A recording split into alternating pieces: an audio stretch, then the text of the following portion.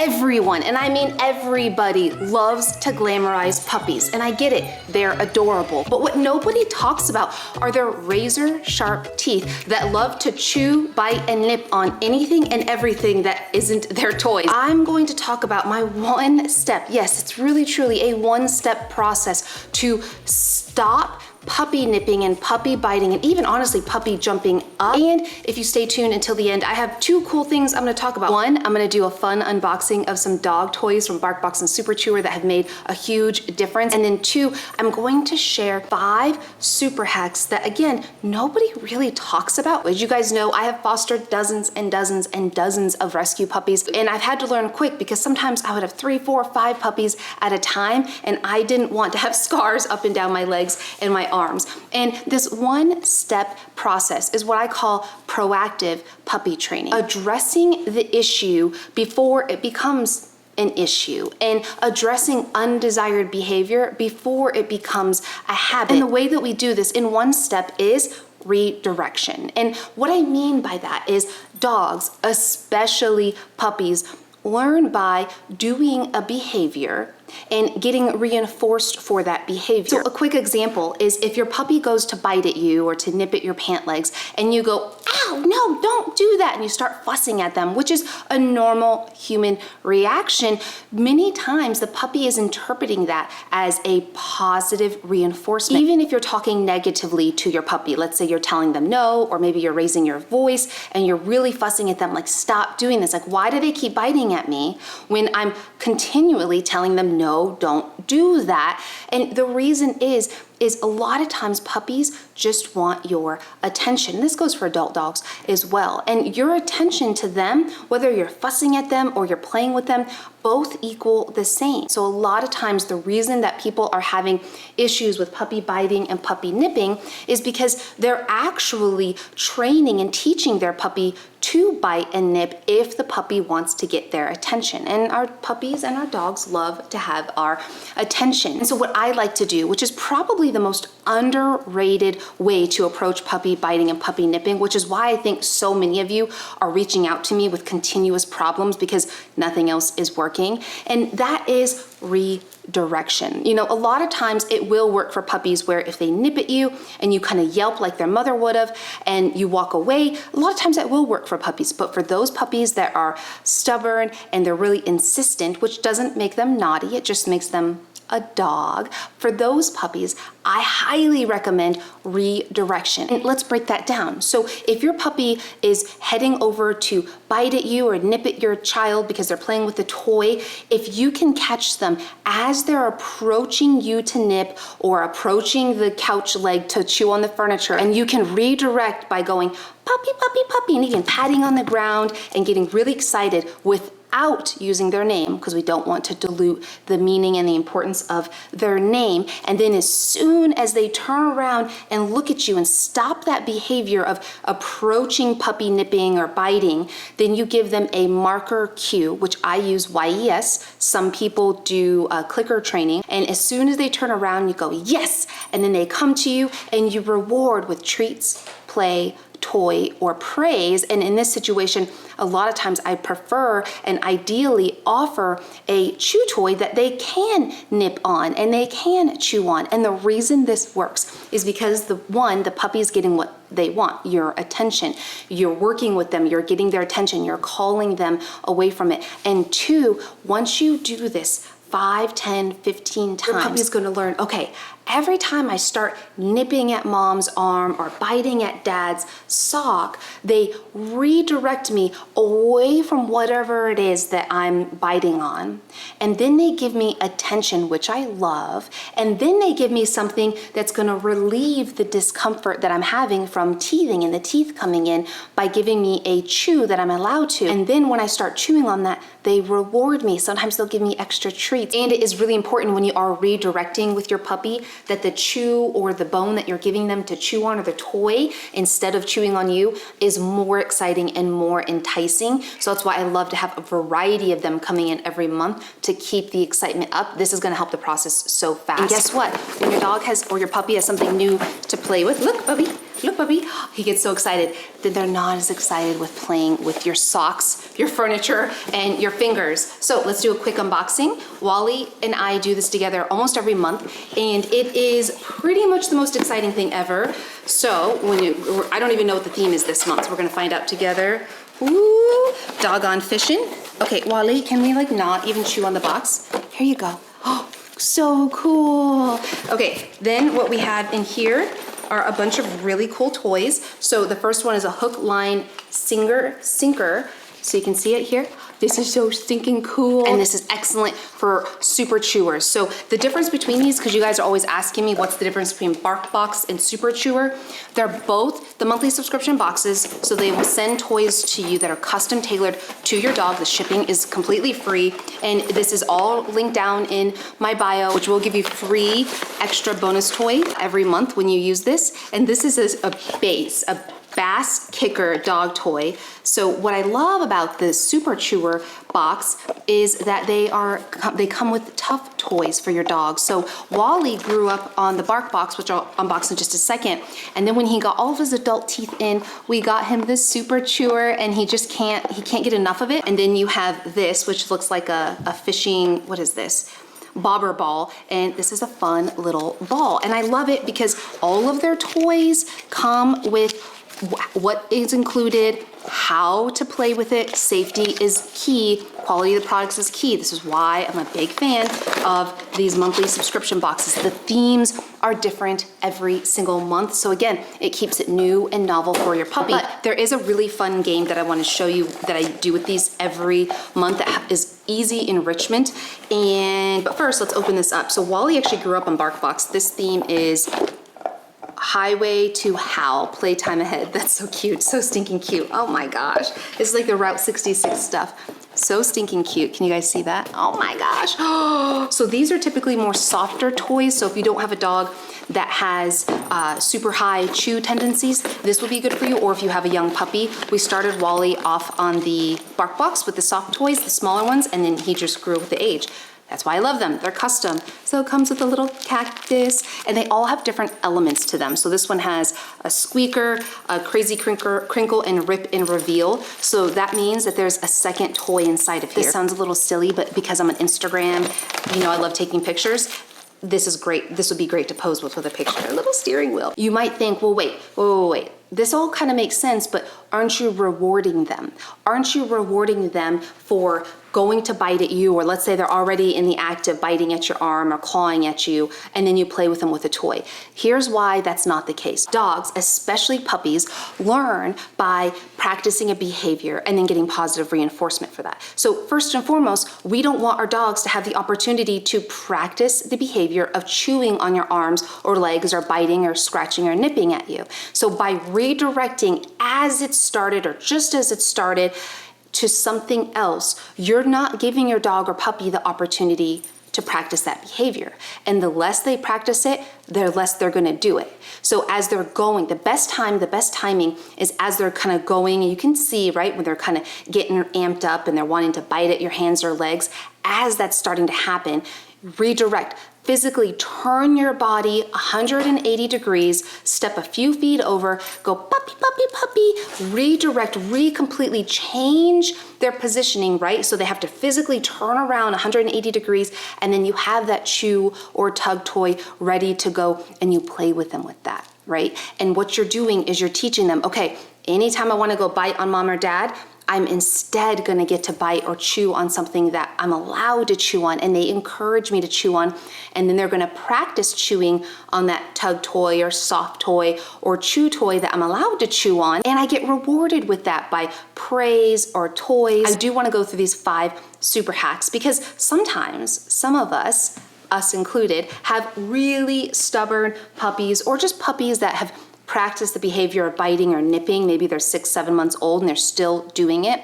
And they just need a little bit of extra help to get over this hump of chewing and nipping on our arms and legs. And so for this first super hack, it's really important that you manage their environment. And what I mean by that is using playpens, puppy gates, and crates. You'll see all of those linked on my shop page link down below to keep them and their world small. Because one way you can make the redirecting process work more efficiently is if your puppy is really intensely going after you, or maybe you're small kids and you're really having a problem with the redirecting, because it does take practice. If you have baby gates set up in your home or you have a playpen, what I love to do, especially in the beginning, is physically separate the puppy from me. If they physically can't get to me or the kids to bite on them, then they're not able to practice the behavior. The key is not to allow your dog or your puppy to practice a behavior of something that you don't want them to do, and instead give them lots of opportunities to be successful and practice a behavior that you want them to do, such as chewing on their designated chew toys. And I'll show you a couple of those examples in a moment. So I love having a playpen set up, like in the main living area. They start getting really intense, I can just pick them up and gently put them in there. And then we can refresh and start over, and we're not allowing the opportunity for the puppy to bite at you. And it also allows you as the human to just kind of reset, because it can become overwhelming really quickly. Or if you have baby gates set up in the house, you can simply just pick up your puppy and put them on the other side of the baby gate, or you can step over on the baby gate so they can't chase you. Because I have seen situations where puppies get really excited, maybe they have a high prey drive and they kind of chase you and go after you, and you just can't seem to break that focus that they have on nipping and chewing. And then this is when they really think it's a game. That's when I simply step over or go through the baby gate, and then they physically can't get to me. And it's not that they're being aggressive. Puppies, just this is how they play. It's how they communicate. Remember, you have to be empathetic to where your puppy is at in their development. And a lot of times we don't realize how much mental stimulation and enrichment they need. And if they don't get that, then they are going to potentially act out. And part of that could be biting, chewing on furniture, nipping at your toes. And so it's really important that you think about this and think about, okay, how can I stop this behavior right away? Like, that's the important thing, and without punishment or anything like that. And then secondly, how can you calm them down? And that is another reason, that's my second super hack, which is a lot of times puppies are like toddlers in that they need a break. They need nap time and separation from you or your family in order to calm their nerves, because puppies, when they're young, don't necessarily have the coping mechanisms to self-soothe themselves. So if they get overstimulated, think about a toddler who's overtired and they're throwing a temper tantrum because they're just so tired and they need to go to sleep, but they don't want to.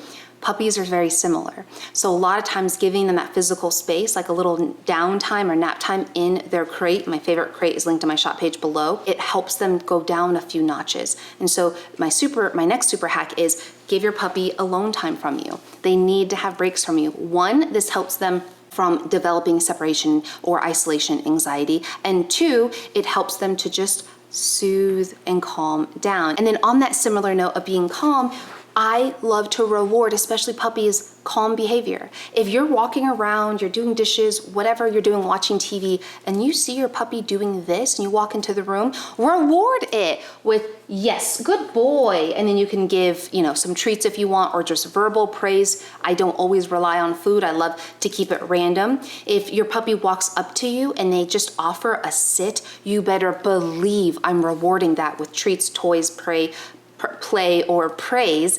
We did this so much with my golden doodle Finnegan that he now, to this date, when he really wants something, he really wants what's in my hands, he wants the toys that I have in my hands, he will run up to me with so much energy and then sit down and just look at me sitting, because we continually reinforced anytime he offered the behavior of sitting on his own. Or if we catch our dogs just calmly laying on their dog bed, and yes, this dog bed is linked below. You guys, I say this a lot because you're always asking me, what is that in the video? Where is that from? Where is that from? So I link everything on my shop page. But if I walk in and Wally's just calmly laying on this dog bed, I'm rewarding that. And the reason this works is dogs learn best and quickest when they offer a behavior and then you reward that behavior, because that reinforces it versus just telling them to lay down. Another super hack is if your puppy is really kind of going after you, sometimes this works where you kind of yelp like their mom would have done and go, ow! See how he looked at that? And I'm not yelling at them, I'm not screaming at them, but if I go, ow, and see how he wasn't doing anything, but he kind of stopped what he was even thinking about. And then I follow through with the redirection, physically go behind him, so he has to turn a 180, step 3 to 4 big steps, and then go puppy, puppy, puppy, and then give them a toy or chew that they can chew on. That's gonna be a really quick way to kind of stop the behavior. It's just, this one is kind of, it works for some dogs. It sometimes encourages other dogs because they think it's a game. So you just gotta do what's best for your dog. For Wally, really truly just the redirection was a big one. Again, he loves to bark out the window if somebody's walking a dog or the mailman comes. We do the redirection. And now he knows that when he runs to the window, if he instead stops himself and chooses to do a 180, turn around, come back to us, he knows 9 times out of 10, he's gonna get some kind of praise or reward or treat. Then for this next super hack, which is a game changer, it is something that is probably the second most underrated thing when it comes to training our puppies, especially with puppy biting and nipping, is mental stimulation and enrichment. Because here's the thing, guys, if it wasn't for you, your puppy and your dog would never leave the 4 walls of their home, and they would never have a way to entertain themselves. And dogs during puppyhood develop the most while they're a puppy than any other time of their life. And that includes physical development as well as mental development. And that means their brain is a sponge. And if you're not working with them every single day, even for a few minutes at a time, and giving them some sort of mental stimulation or enrichment, then you're really losing an opportunity to make an impact on their entire life. And I have so many super easy ways to do that I'll talk about at the end of this video. But one way that I love to do that is by making them work for their meal. And some people are like, wait, what? Like, that's not fair. And I'm like, what's not fair is taking a plain regular dog bowl, filling it with their dog food, putting it on the ground, and just letting them scarf it down. Because what you're doing is they're not having to work for their meal, they eat it, they're done, and then they're looking at you like, okay, well, what's next, Mom? What's next, Dad? What are you gonna do to play with me? Instead, what we do is we give them some sort of enrichment or mental stimulation during mealtime. A couple examples are, I love to work with puppies at least one of their meals a day, because most puppies eat 3 to 4 times a day, on basic cues and commands. So let's say I had his like actual meal, his breakfast. We could do Wallace touch. Yes, good boy. Yes, good job. And then you could feed them their food. You could work on basic Wallace sit. Good boy, yes, down. Good boy, yeah. And then just feed them their food as the reward. You do this, your dog is gonna learn so much faster. And why this helps with nipping and biting is mental stimulation. I don't know why I'm doing this. Mental stimulation tires them more than physical exercise alone any time of day. And especially with puppies not being able to do a ton of physical exercise because of their growing joints. Videos linked below on how I exercise puppies.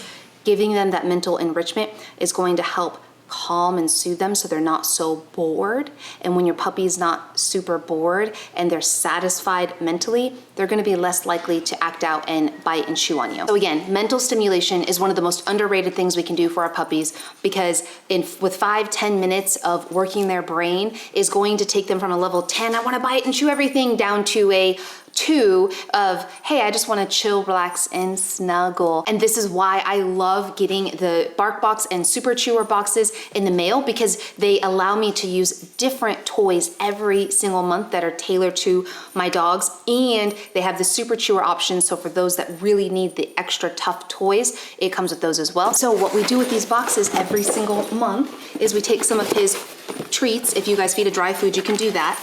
You put them at the bottom of the box, stick their toys that came in the box on top. Okay, let me put it in. And then you partially shut the box, put it on the ground. Say thank you so much, Super Chewer and Barkbox, for sending these to us. We're super grateful for them sponsoring this video, because it helps us on our mission to save all of the damn dogs by empowering and inspiring pet parents to do more with their dogs. Another super hack, guys, this is a big one, is when you're going through mealtime with your puppy and you're feeding them while working with them on basic cues and commands, I highly recommend to hand feed them. And what I mean by that is putting their food in the palm of your hand and then not releasing the food, no command or cue given, but not releasing the food until they only use their tongue. After you do this for a couple days, then I'll eventually slowly add the cue gentle or something similar, so that they know that they are never going to get the food or the treats that are under your hand or under your thumb until they only use their tongue. If they use their teeth at all, I don't move my hand. And I don't say anything. I don't say no, nothing. If they start getting really intense about it, I'll remove my hand, let them calm for a minute, and I'll try. Again, you do this several times and then eventually give the cue gentle as soon as they start using their tongue, and then open up. That's how you're going to start teaching them not to bite so hard when they're trying to get food or treats or toys from you. This is excellent, especially helpful when you have little kiddos. And if you guys want to learn more about how I use the YES cue or the touch cue or just more puppy tips, there's a ton of videos linked down below. But if you want to specifically see more on my crate training tips and how I crate train this puppy also in one step, click the video right here. Or if you want to see how we socialize puppies or how I socialize puppies, especially if you can't go outside, click the video right here. And I hope you have a beautiful day. Bye.